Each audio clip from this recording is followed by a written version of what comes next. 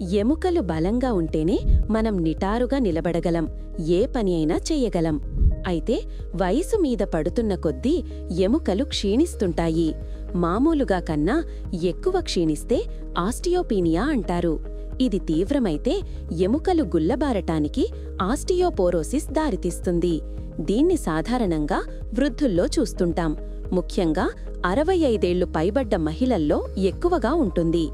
శారీరక శ్రమ చెయ్యకపోవటం, మద్యం, పొగ అలవాట్లు, కాల్షియం, విటమిన్ డి లోపం, మధుమేహం, కీళ్ల వాతం వంటి జబ్బుల వంటివి ఎముక సాంద్రత తగ్గేలా చెయ్యొచ్చు.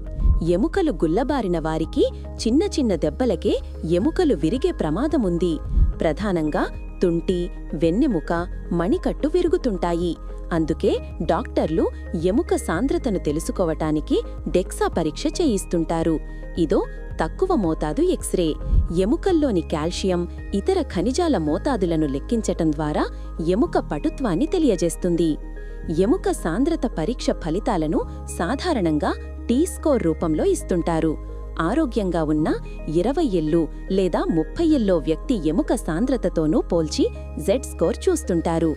టీ-స్కోర్ ఎంత ఎక్కువగా ఉంటే ఎముక అంత బలంగా ఉన్నట్టు, తక్కువ స్కోరుంటే ఎముక విరిగే ముప్పు ఎక్కువగా ఉన్నట్టు. నెగటివ్ నంబరుతోనూ ఫలితాలను సూచిస్తారు.